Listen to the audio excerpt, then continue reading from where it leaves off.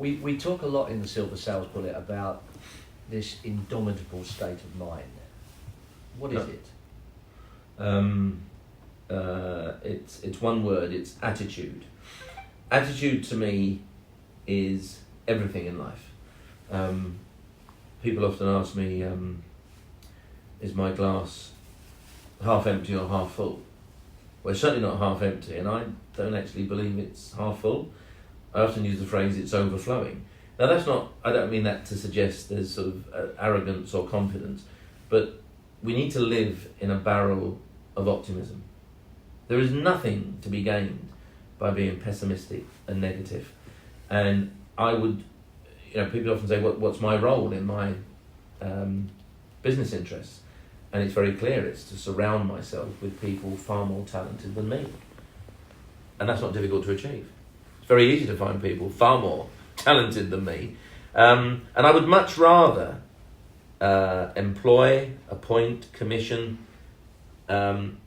somebody with limited talent who has a fantastic attitude than someone who is saturated in talent and is recalcitrant and miserable and surly. So when referring to an indomitable state of mind, to me, attitude enshrines what that is all about. But it relates to the concepts of perseverance, resoluteness, robustness, resilience. These are critical because we don't have good days every day. And thank God, if every day was a good day, they would cease to be good because they would simply constitute the norm. You have to have the bad days to make the good days feel worthwhile. And so the knocks you get along the way, often you hear people say they enjoy getting no's. I mean, I don't enjoy getting no's, but actually each no you get to any proposition, logically you are closer to a yes. Because the laws of averages, you will get a yes eventually. But reprogramming your state of mind is critical. And you have to be different.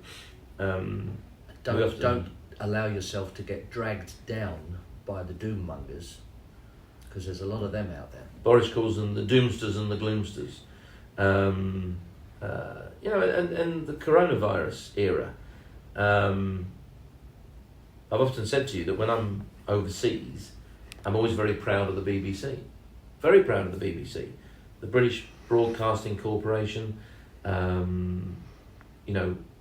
wonderful reputation and a deserved wonderful reputation. But they seem to wallow in bad news. There is, you often find football managers, when they're being interviewed afterwards and they've lost, but they're going to find the positives in it, which I know is a bit of a hackneyed old phrase.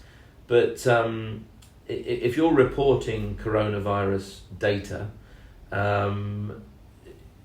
it's to me it would be, if the data is not particularly encouraging, but there's a downward trend, gradual downward trend, at least highlight that.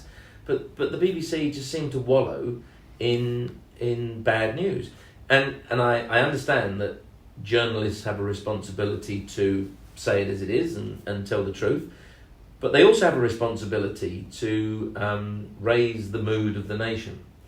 And it's not just the BBC. I mean, all media. Yeah, they like to. They often would rather report bad news than good news.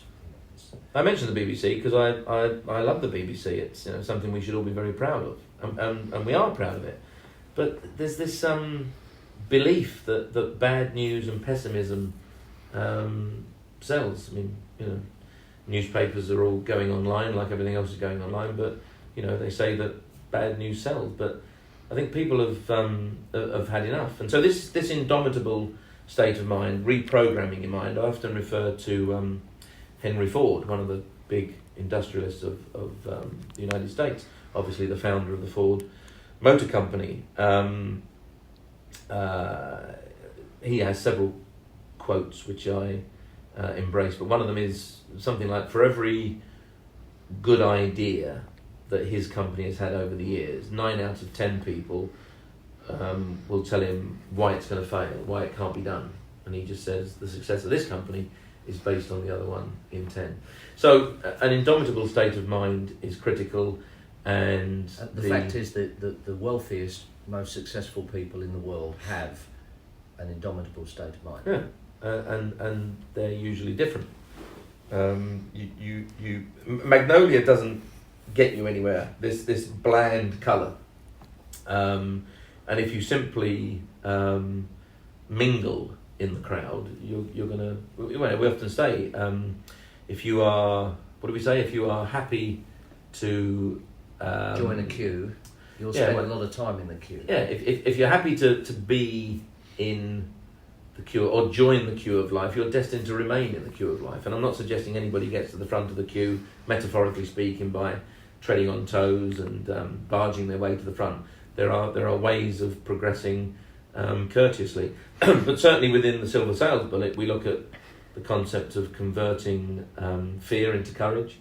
And all of these are part of an indomitable state of mind. So, yeah, attitude is the simple answer. A good attitude.